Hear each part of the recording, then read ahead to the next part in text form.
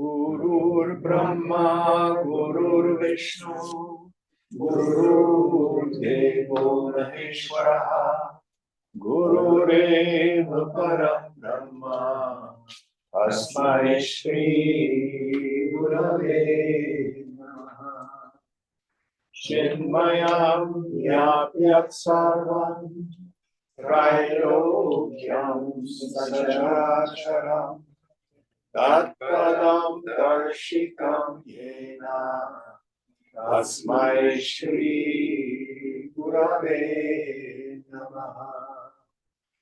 Tvameva Mata Chapita Tvameva, Tvameva Bandhuscha Sakha Tvameva, Tvameva Vedya Dravinam Tvameva, Tvameva Sarvam Mama Deva Deva, Tvameva Sarvam Mama Deva Deva.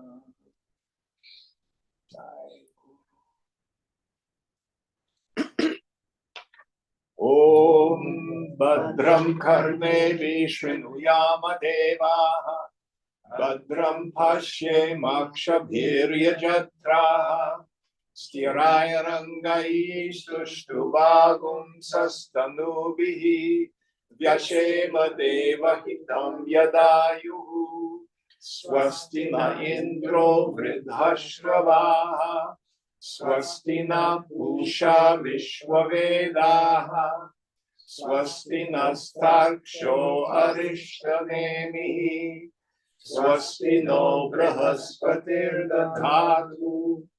Om Shanti, Shanti, Shanti.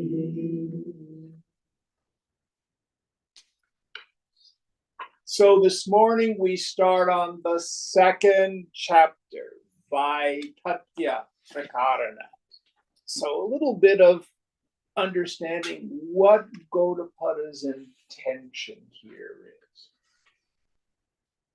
So Shankara says that our fundamental problem is Anyonya Adhyasa. Who can tell me what Anyonya Adhyasa is? Non-apprehension of reality. Nope. No. Mutual superimposition. Say it again. Mutual superimposition. Mutual superimposition. Yes. So I superimpose upon the self the qualities of the not self, and I superimpose on the not self the phenomenal world, the qualities of the self. So I think I am my body or energy or the mind and intellect. Why don't we wait till after class to get the chocolates?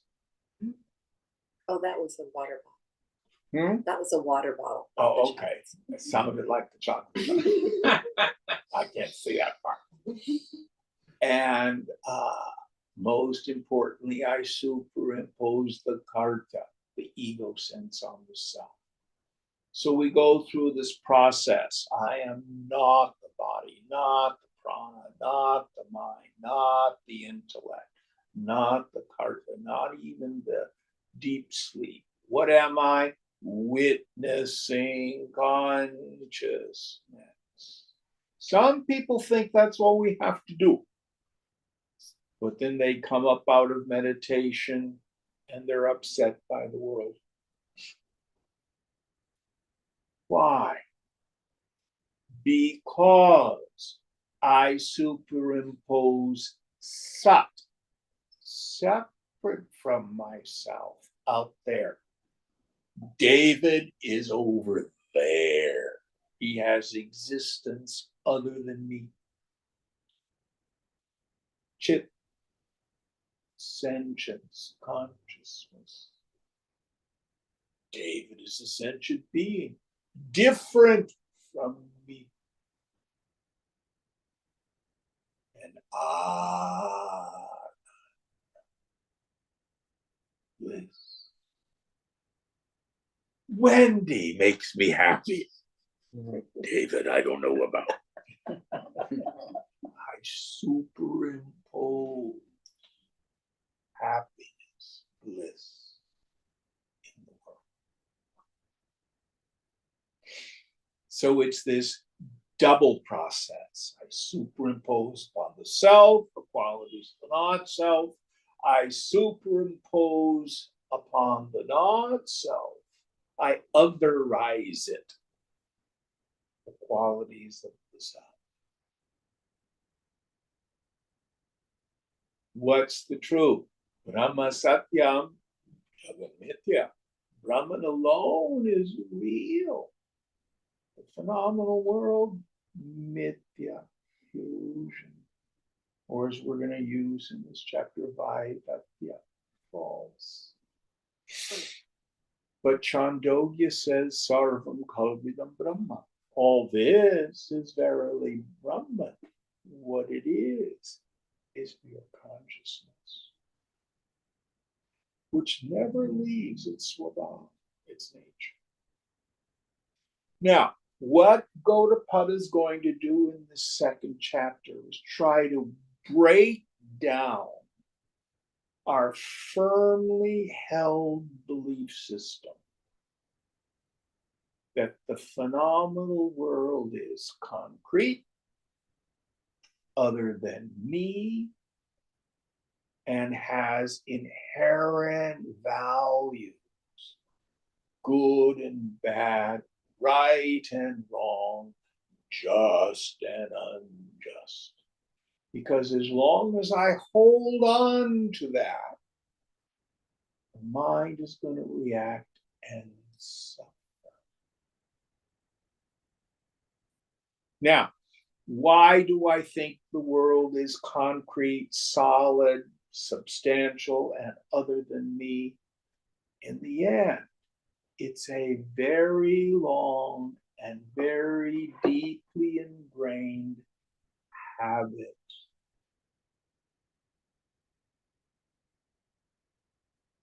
Now, many of you know I do not advocate the use of drugs. I think they're a dead end. But they do one thing. If you take a psychedelic, on the psychedelic, I'm one with everything. My hands are melting, blah, blah, blah, blah. And it breaks down the belief in the concreteness of the phenomenal world. The trap is you think what you saw on the psychedelic is real.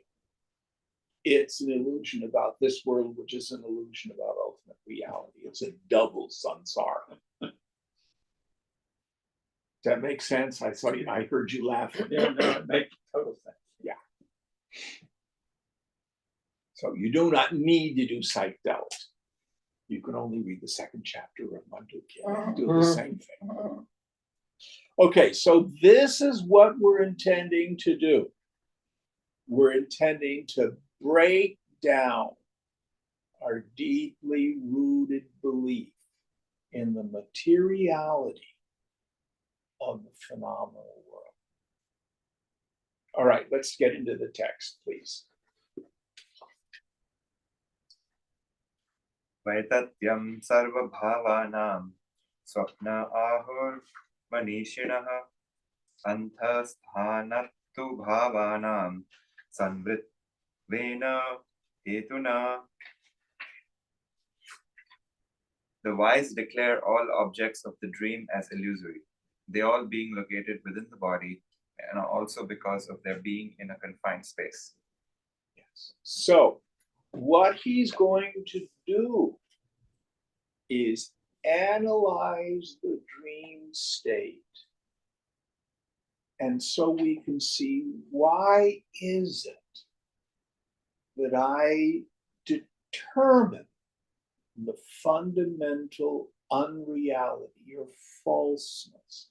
Vaithatya means falseness of the dream state. So let's use a concrete example. Who had a dream last night or recently? What did you dream, Wendy?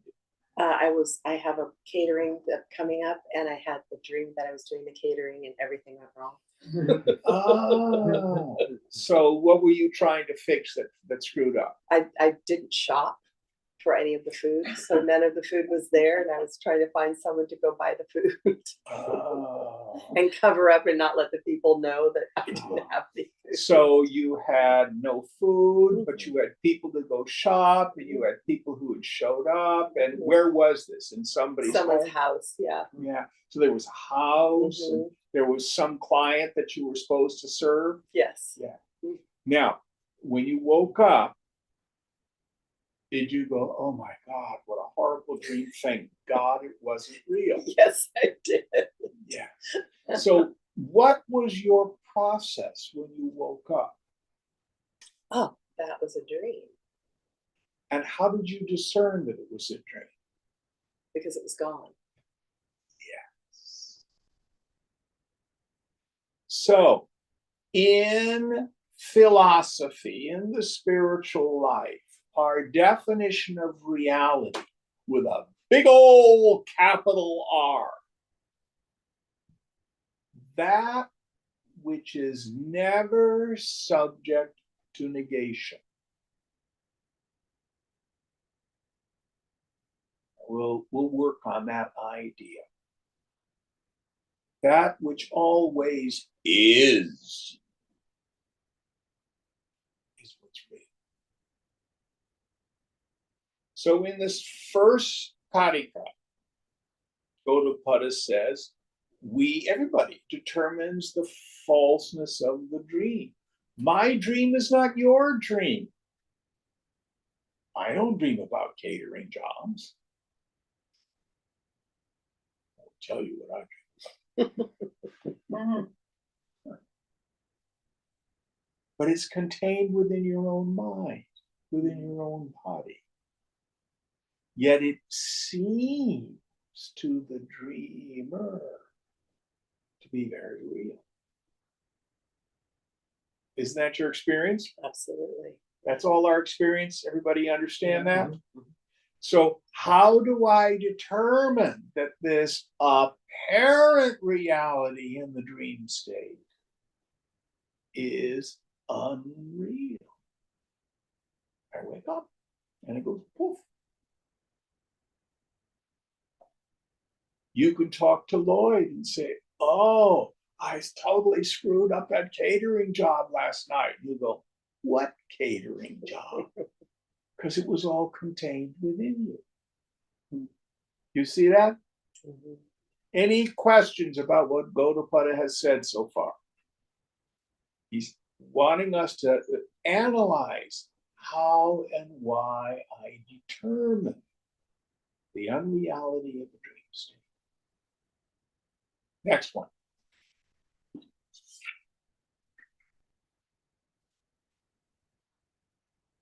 Adhirghatvacha kalasya katva deshan na pashyati pratibuddhascha vai sarva tasmin deshena vidyate.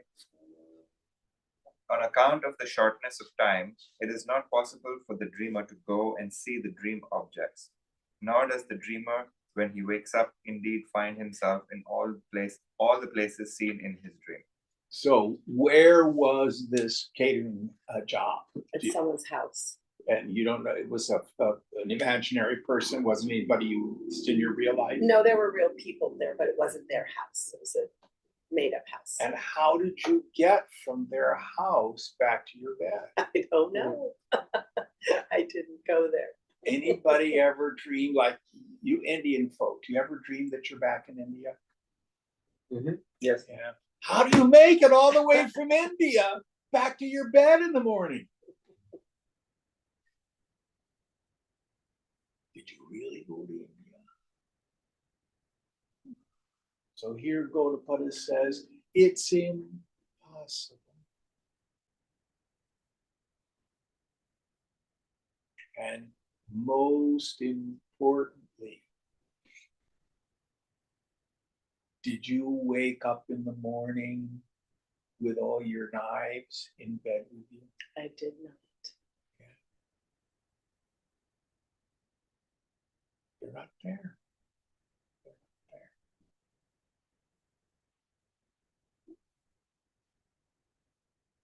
So it is our ability to negate the phenomena in the dream that causes me to determine by tatya, falseness of the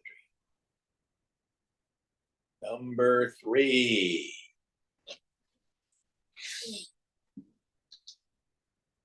Abhavascha rathadinam shruyate nyayapurvakam vaitatyam tena vaipraptam swapna ahu prakashitam. Strictly conforming to reason and logic, Shruti also declares the non-existence of the chariots and so on perceived in his dream by the dreamer. Moreover, it is said by the seers that Shruti herself declares the illusory nature of dream experiences and establishes the same through logic and reason. So, because this is a Hindu text, for us Westerners, we don't have this sense. Every philosophical idea that Gaudapada puts forward, he footnotes, basically. I didn't make this up. I'm simply elucidating an idea that occurs in Scripture. So it isn't just that Gaudapada says the dream world is false, but Scripture itself says that. And it's our own logical reasoning. It's our own direct experience. What's our definition of reality with a capital R? That which cannot be negated. Yes. If it doesn't exist in the beginning and doesn't exist in the end, maybe it doesn't exist in the middle. What is real with a capital R? That which is and is never subject to negation. It has no prior non-existence or subsequent non-existence. For example, with Wendy's dream, the day before you slept, that dream scenario did not exist. Then you had the dream and it appeared. And then you woke up, no longer there. Prior non-existence, apparent existence, subsequent non-existence. It is not nitya, eternal. It can be negated. Everybody understand this idea? Any questions about it? Number 4.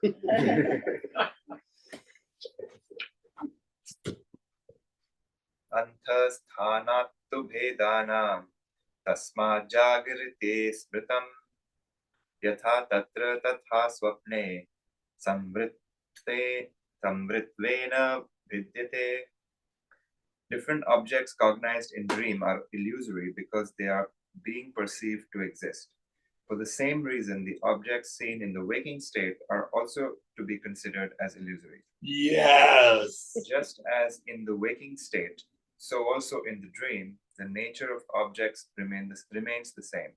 The only difference is the limitation of space in the case of dream objects, they being seen in the within.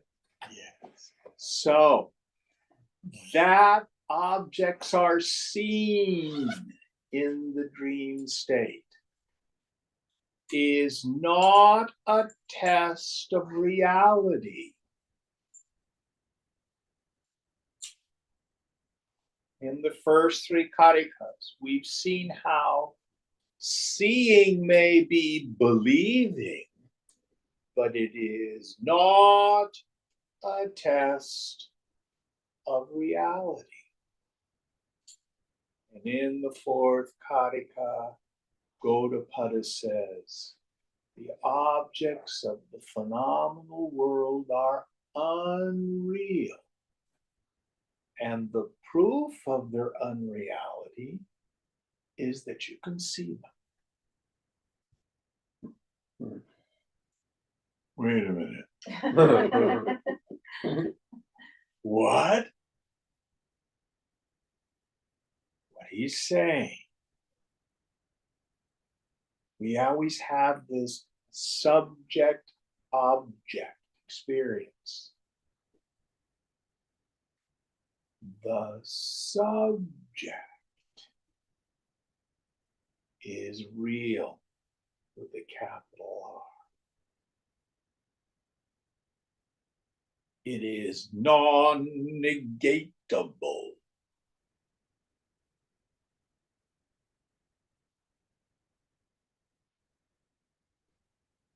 The phenomenal world appears in the same way the dream world appears. The only difference is who's doing the dreaming. Now, in other classes, you've probably heard me say, you are the God of your dream. Yes, the dream takes place inside your own apparently individual mind. But in your individual dream, you have a dream body. I like to say it becomes a locus of perception.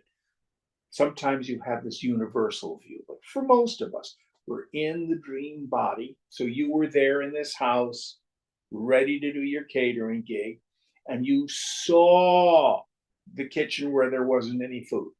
Yes. And you saw the people who were waiting impatiently, etc. You, the dream Wendy, saw these people as other. Wasn't that your direct experience? Yes. Were you anxious and upset? Yes. So you had dream feelings inside. You had what the scriptures call triputi, a triple factor, knower, knowing, and knowing. But all of it was manufactured by your mind. This world is no different. The only difference is who's doing the dreaming.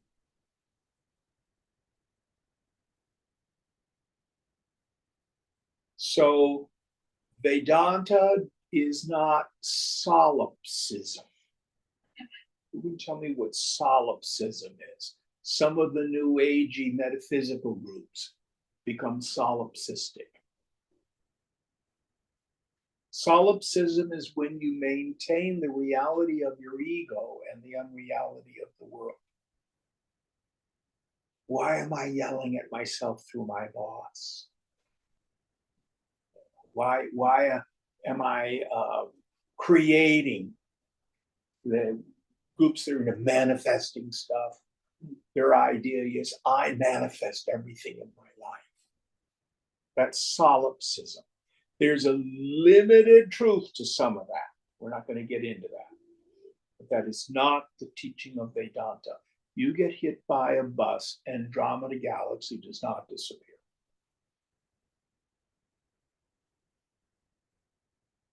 It is Ishvara, the infinite, who's dreaming all this. Now we have a limited participation in that as individuals. Get into that later. In this fourth Karika, the idea that Gaudapada wants us to consider this world is like a dream.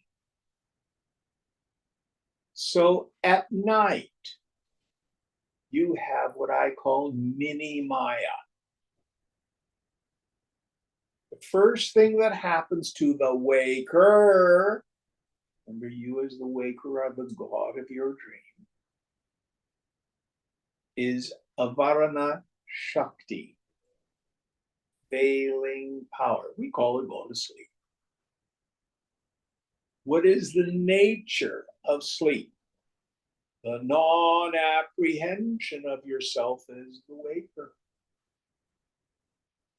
Then Vikshepa Shakti, projecting power.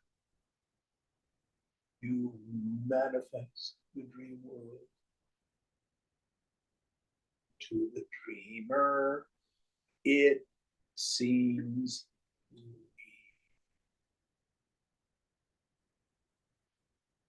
So what the Lord has done by its Maya Shakti,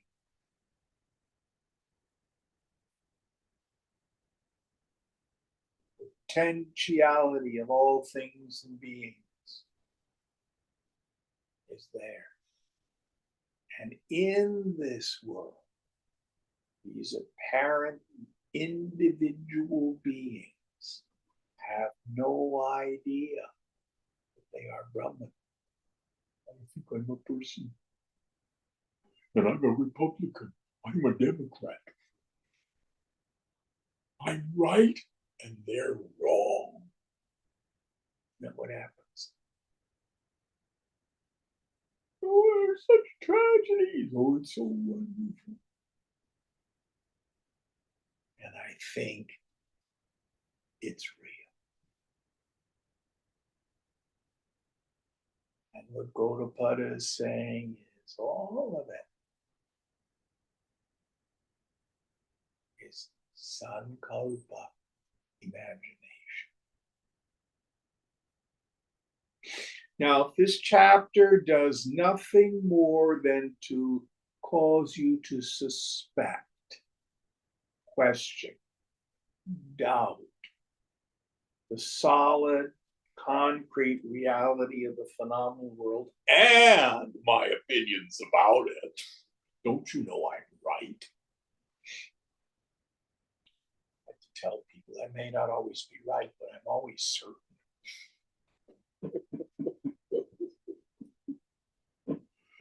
The yogi doesn't believe his or her own mind. Don't take yourself so seriously. All right. Any questions about what Gaudapada has said in this Karika? It is radical for many of us. Next.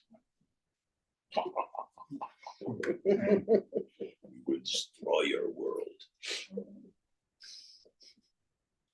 Swapna Jagarit Sthane Hye Ahur Manishinaha Bhedanam Hi Samatvena Prasiddhe Naiva Hetuna. The thoughtful persons speak of the sameness of the waking and dream states on account of the similarity of the diverse objects perceived in these two states and on the well-known grounds already described. So, thoughtful persons do not accept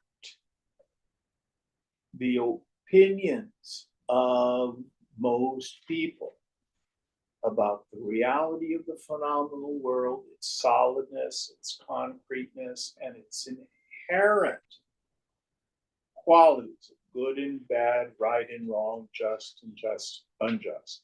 No, they know the dream-like nature of it. And, if we examine history, we can see the effect of all this.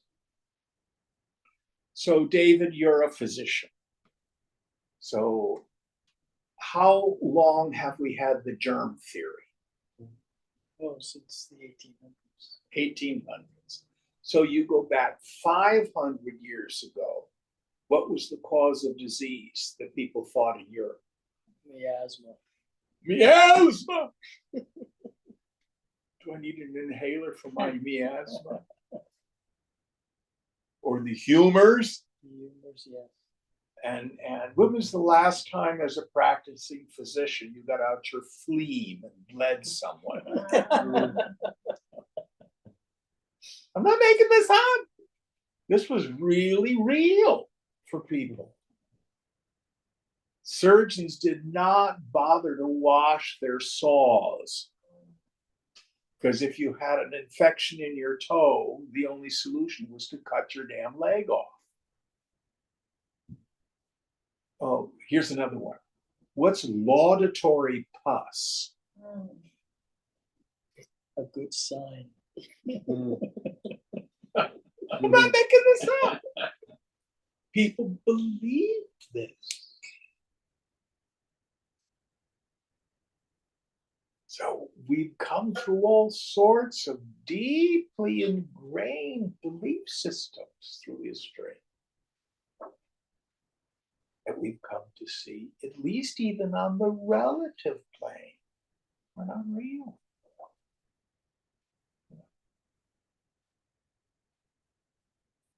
All right, next Karika.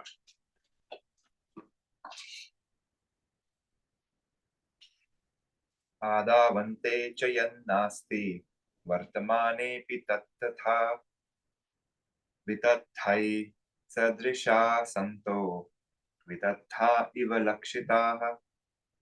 That which is non-existent in the beginning and in the end is necessarily so even in the present, in other words, in the middle. Those objects are like illusions we see, and yet they are regarded as though real. Yes. So we have prior non-existence, apparent existence, subsequent non-existence. What Gaudapada is saying, if it has prior non-existence and appears to exist in the middle and has subsequent non-existence, it doesn't really exist. It does not conform to our definition of reality with a big old capital R. I'm so clever, I can make that R backwards so you can see it. Now, let's play with this idea. The Buddhists will start with this idea, the fundamental impermanence of everything. This is one of the things that gets us into trouble. We believe in an inherent permanence. So I have these statements that are obvious. All relationships end in death or divorce. Think. Is that true or not true?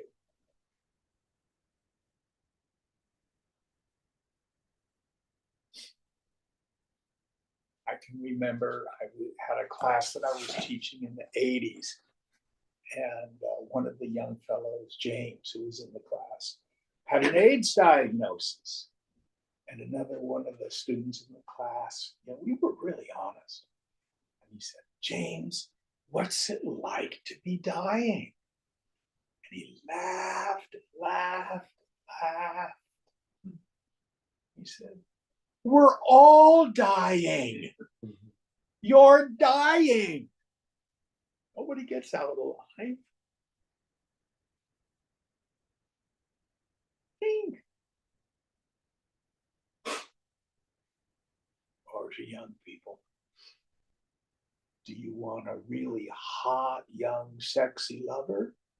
Or do you want a long-term relationship? Those are mutually exclusive conditions.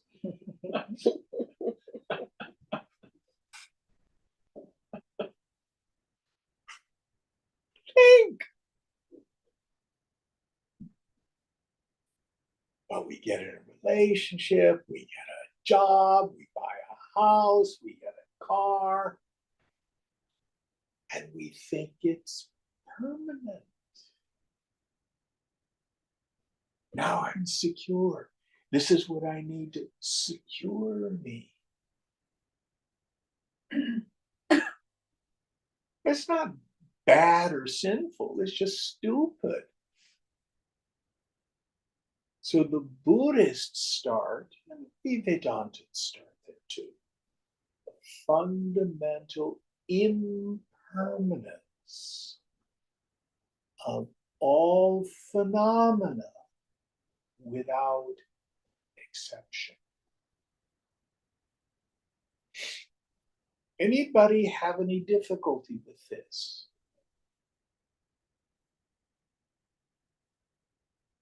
I think it's scary a little bit. Because if you don't have that security, then what do you have? Well, that's the difference between a Buddhist who's a Shunyavadan and a Vedantin. The Shunyavadan, these are scholiasts of the void. Of course, it's scary. There's security, there's nothing. But what do the Vedantins say about the self?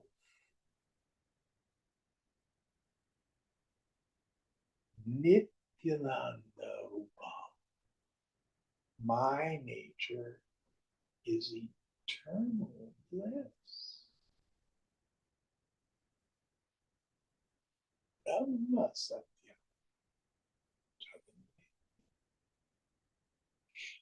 I am Atma, Brahma. If you look in the mind, introvert, the attentive faculty, what was the term that you used before class about the light? Turn the light around. Turn the light around, the light of attention, turn it around. See whether or not yourself ever changes.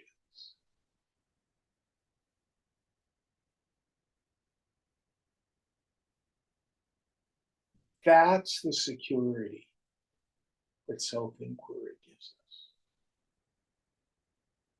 So is there something that is real with a capital R? That's achalam, that never moves. Kutastha, stable and still like a mountain. That is beginningless and endless. Yep. And you're it.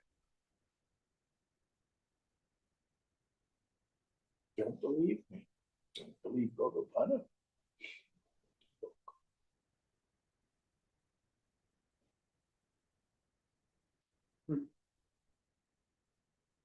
Did you have a thought, David? Not David, you're Stephen. Yeah, lots. Well, it's just so enriching to see that what you're saying, what you started with was everything goes from non-existence into the middle existence into non-existence. And that is an impermanence of everything, including this body.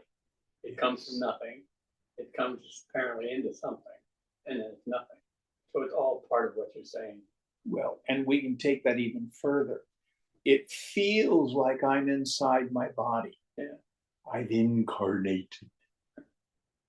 But don't you have the same feeling in a dream? What are you doing, Jim? Oh, I'm preparing the funeral of my dream body. I woke up this morning and now it's gone. Who does that? Why? I went nowhere.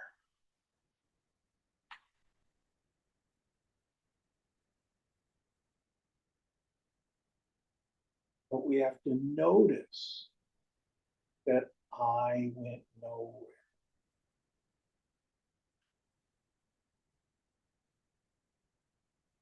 It's kind of like this. Has anybody seen my glasses? I've looked all over the house. Dresser, table, I cannot find my glasses. Have you seen my glasses? Yep. Where are they? On your head. No, they're not. No, I'm sure they're not. I don't have my glasses. What am I gonna do? Oh, wait, there they are.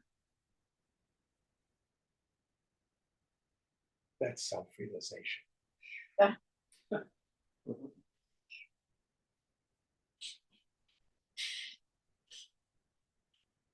all that happens. You notice, you rediscover that which you've always had, which you've always been. You get nothing new.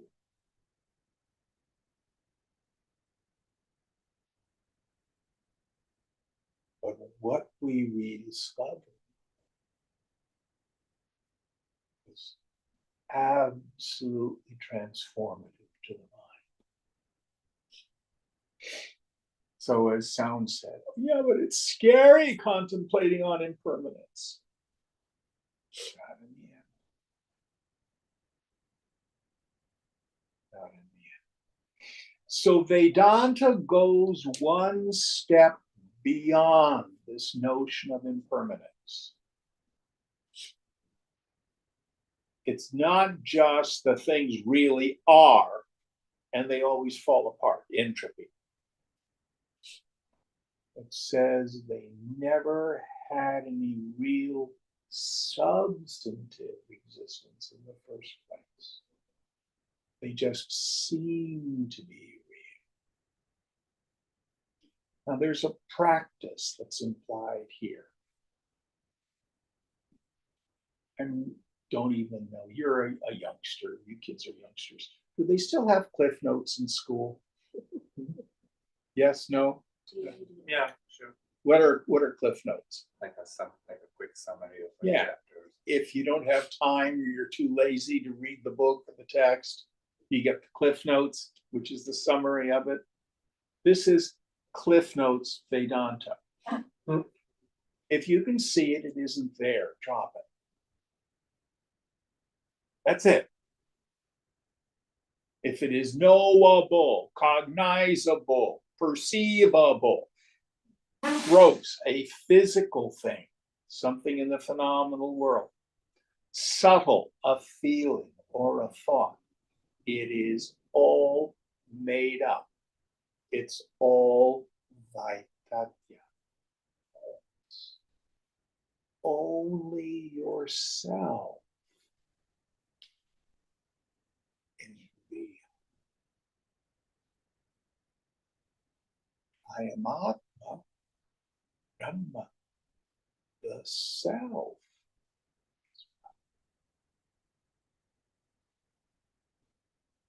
I have a question. Please.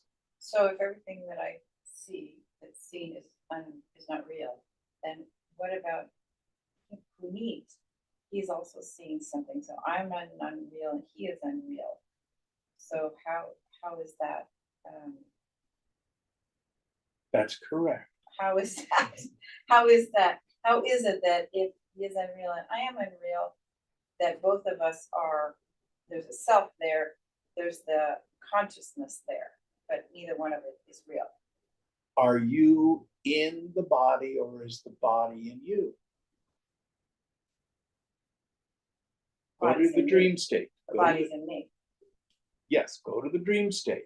It feels like I'm in the dream body. But are you in the dream or is the dream in you? The dream is in me. So it seems like there's a separate Puneet and a separate Francesca. Now, again, you as an individual are not dreaming Puneet. If you got hit by a bus, he doesn't disappear. Thank God. He's a very nice fellow. This is Ishwara's dream. Just like when Wendy dreamed about the catering gig and there were all these people in the dream. She is the god of that dream. But you are not the God of the total waking state. Okay, I That make I it a just little have a little clear? part, I just have a little part of the dream. Right, and so the, And actually, I guess we can go into this. In the first chapter, we had the term Hiranyagarbha. Anybody remember that? What does it mean literally? That's one. Golden egg. Garbha is a womb or an egg, isn't that right? And that which is golden. It is usually translated as the total mind. So one of the ways to look at this world, it's a big group effort. So you may be old enough, you're pretty young. You might be old enough to remember this. Anybody remember when Panavision came out? The first big one was How the West Was Won, remember? So before that, when you went to the movies, the screen was shaped like the Krishna up there, you know? Then after Panavision, they were shaped like an envelope, like the TV here. And you watch the movie, but if you turned around and looked up in the projection booth, there were 3 windows. The Right. technology was you were actually 3 movies going on at the same time. And they just stitched them all together in your eyesight. So one of the ways that people talk about the total mind, you're projecting a little bit of reality. And so is Molly, and so is Wendy, and so is David, and so is Puneet. So am I. I'm not so sure about Michael. But it's this composite projection. That's how the Lord does it. Now, what about galaxies and black holes and stuff like that? This is way above my pay grade. But the idea is we all participate in it. And the interesting thing about it is the reality that you see in the phenomenal world can be very different than another person. And in our contemporary political environment, it's so obvious. Because people on various sides of the political spectrum right now in this country see completely different realities. Isn't that your experience? yeah, absolutely. And we're all convinced we're right. And what Gaudapada says is mithya, illusion, vaidhatya, false, swapna, like a dream. Don't take it seriously.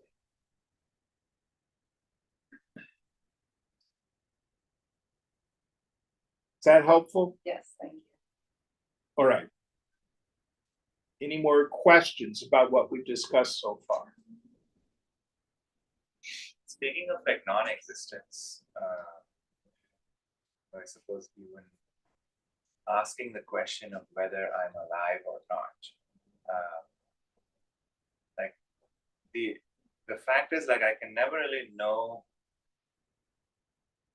that I'm dead, or even the concept of death is only assumed through inference, right? Like when I look at somebody and I say, "Oh, this body is dead," and not responding to me asking a question or something.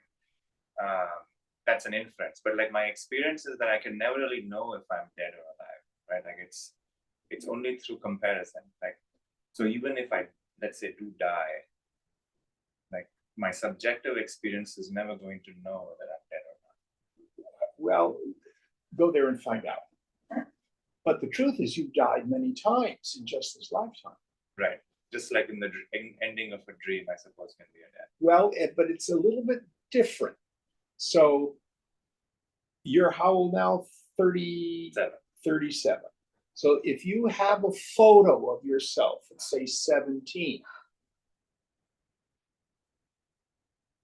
have you got any photos in a photo album? Yeah. What has happened to that 17-year-old body? Right. Again, we have a scientist here. I've been told that the body completely redoes its cells every 7 years. Is that Yes. right, David? That's the thing. Yeah. So that 17-year-old body died. So then death is only limited to the body. So did you experience non-existence for an instant? No. So your direct experience is whatever has happened to your body, you do not cease to be. Mhm.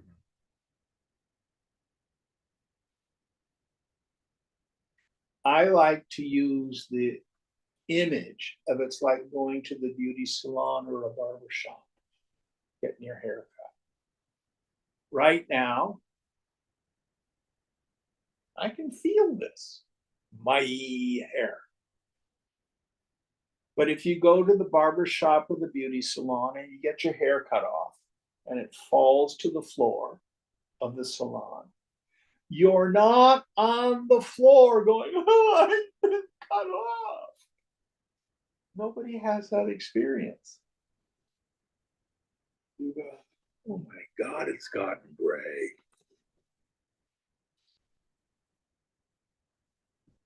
When the body falls, it'll be no different.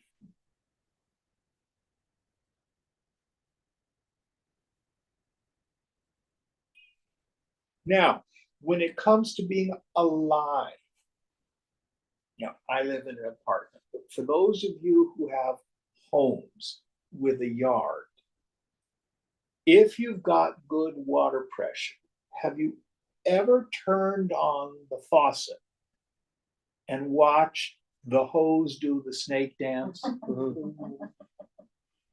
You seen that happen? It's trying to make a sine wave, but the end is cut off, is what's actually happening. Is the hose alive?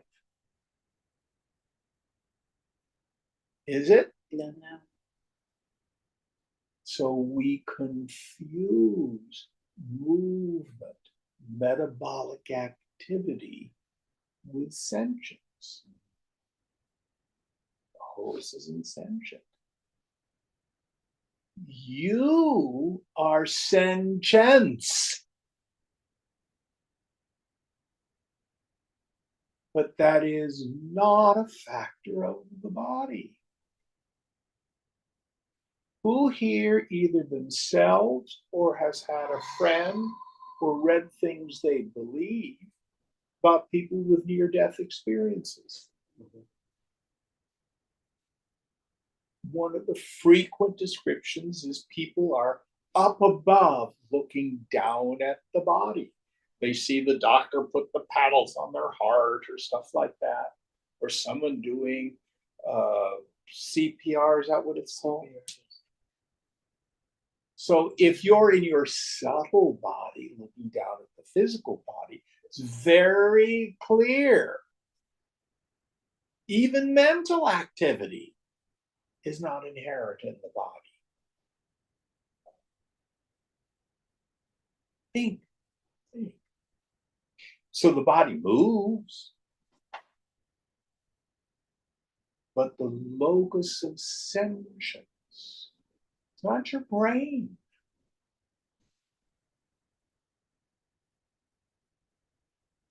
You are Chit. You are Bhava, being itself. One of my favorite shlokas in Gita is the 16th verse in the second chapter. Nasato vidyate bhavaha. What Krishna basically says is, if it has no existence, it has no bhava. Bhava means being. Sat means existence. So the horns of a hare, the child of a barren woman, doesn't exist. It's just imagined. It has no real being. And he goes on to say, there is no non-being of the real.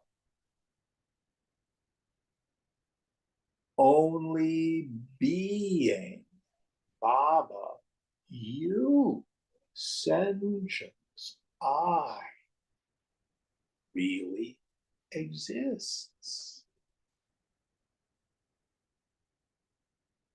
Everything else is imagination. Mithya. I.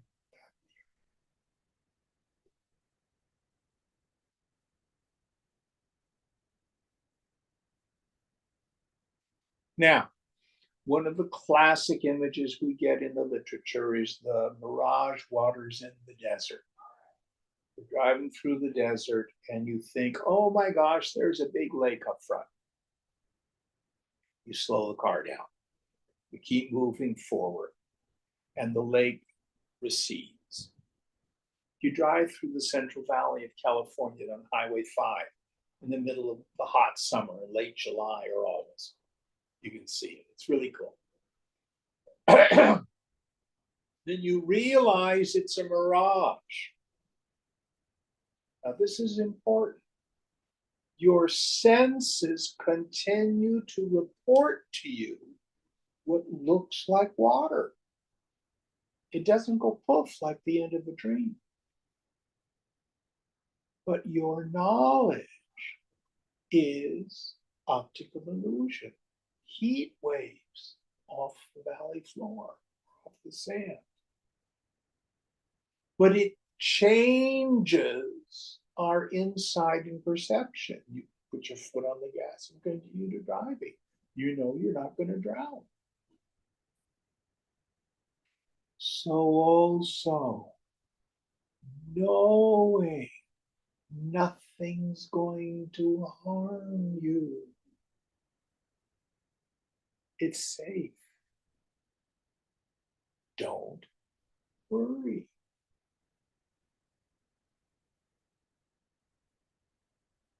Gloom and doom. No. The forms are Vaidagya. What do we know about them? If you just take the Buddhist notion, impermanent.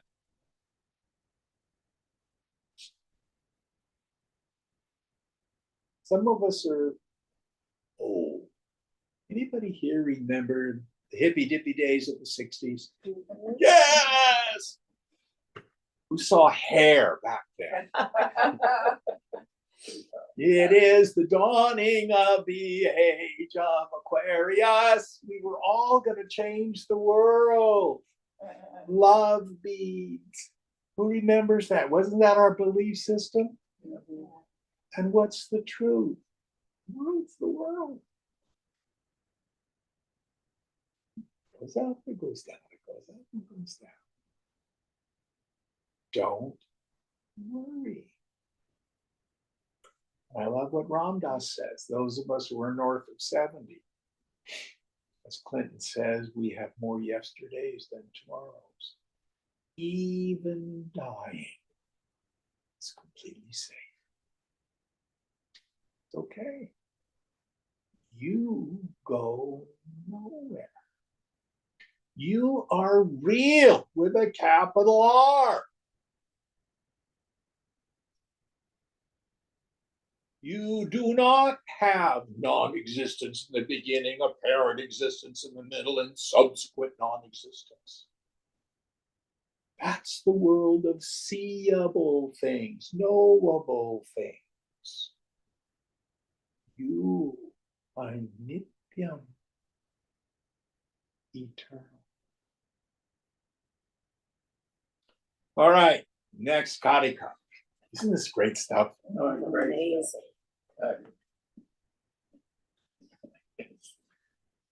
सप्रयोजनता तेषां स्वप्ने विप्रतिपद्यते तस्मादाथन्तवत्वेन Mityaiva khalu te smritaha.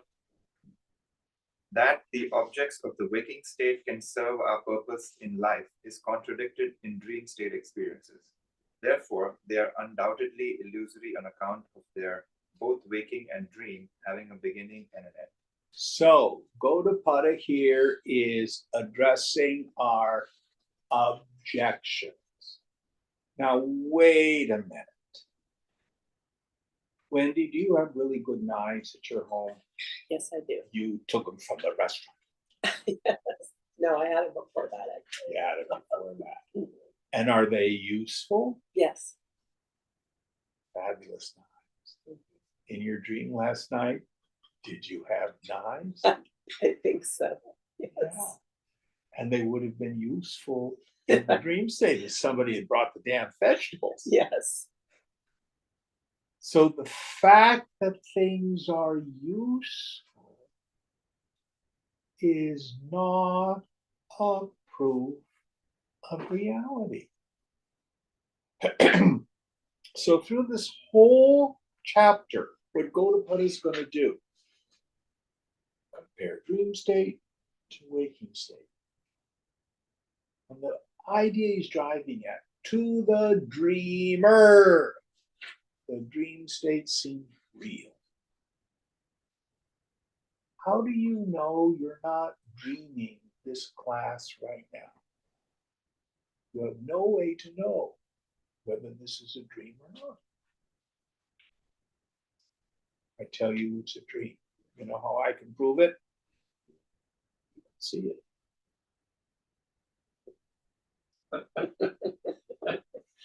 That's its proof. Fourth Karika. So usefulness is not a test of reality. Next one.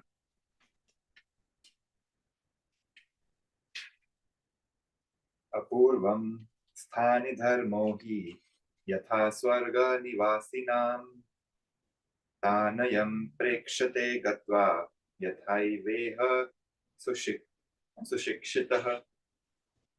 The objects perceived by the dreamer when they are of such a unique nature as not easily met within the waking state undoubtedly owe their existence to the practical condition in which the dreamer with his mind works for the time being, as in the case of those residing in heaven. The dreamer, associating himself with the dream conditions, experiences those objects just as a well-informed person goes from one place to another and sees the objects belonging to that place. Okay, so some people may think fantastic things happen in the dream. Who here's had a flying dream? Okay. When you wake up, oh, I know it was a dream because I can't really fly.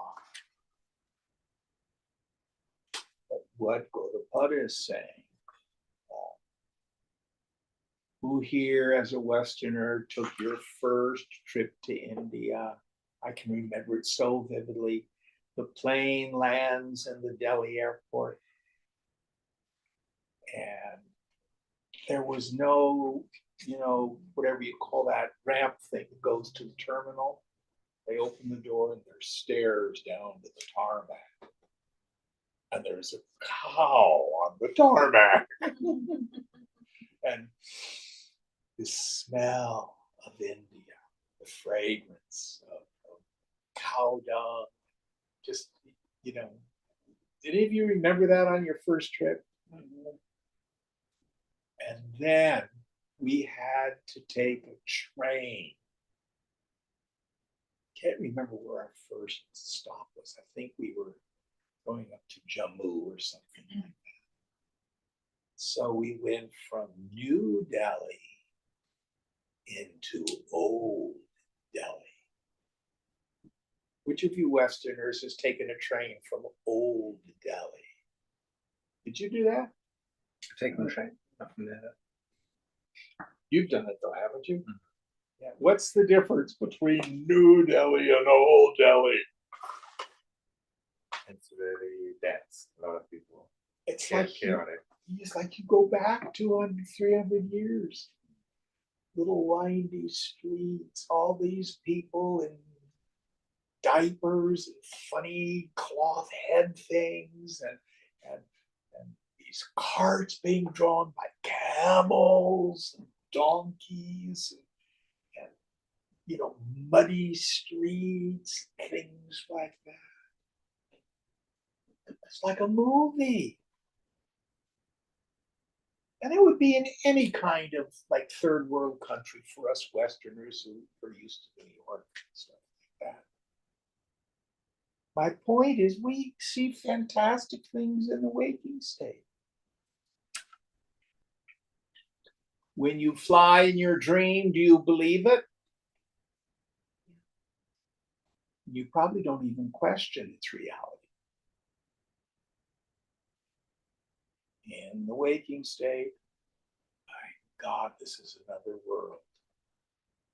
But I don't doubt its existence.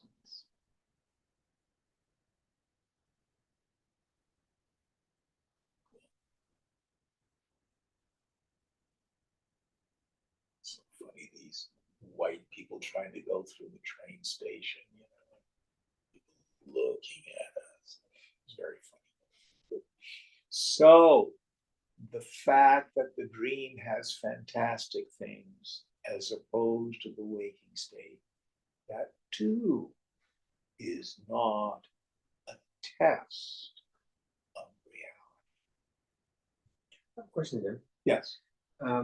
You likened the dreams that we have to mini Maya. It's sort of our version of it, and then we wake up. Right? Is there an equivalent waking for Brahma? Does Brahma wake up? Yeah. And let me see if I can give you the specific direct experience. The truth is, Maya never really covers the self. For example, I can go outside and I can walk around the lake and see some poor fellow who's sleeping in a bush. And if I were to say, "How are you doing?" "Oh, I'm so miserable." And if I were to ask him, "Do you exist?" "Of course I exist." "What's your existence?" "Misery. I live under a bush." And if I were to say, "Do you know your misery?" He'd say, "What kind of an idiot are you?" "Of course I know my misery. That's why I drink." I know, is his direct experience. Do you see that? Yes? Yes. So the truth is, he does not lack the direct experience of the self. But his mind is incredibly unhappy and deluded because of mind. This is a great fact that people oftentimes don't see. Maya never really covers the self. Nobody except a Shunyavadan Buddhist will ever say, "I don't exist." And even that doesn't deny the truth. I've actually had that happen in a class. I was teaching one up in Humboldt County. "Anybody here not exist?" Up goes a hand. "Oh, you don't exist?" "Yes." "And you've experienced this?" "Yes, absolutely. I do not exist." And of course, the Vedanta would ask, "Very interesting. And to whom did that experience occur?" So if I were to tell you, "Mully, 20 minutes ago, you ceased to exist for 10 minutes. Your direct experience, if I did, I have no memory or cognition of it." Do you understand what I'm saying? Mm-hmm. You cannot know that you do not exist. It's an oxymoron. No one ever doubts that they exist. So Brahman never sleeps. Brahman is never really covered by ignorance.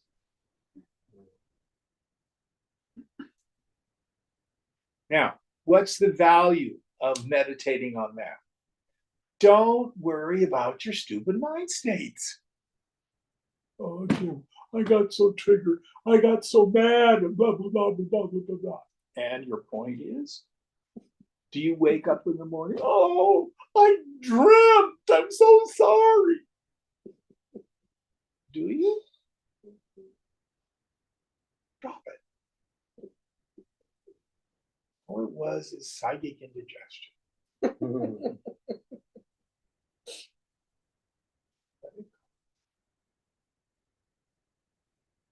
All right, we need to stop here. Which one are we on for next week? 9. Number 9. Om Purnamada Purnamidam Purnat Purnamudachyate Purnasya Purnamadaya Purnameva Vashishyate. Om Shanti Shanti Shanti. Hari Om Shri Guru Namaha. Hari Om.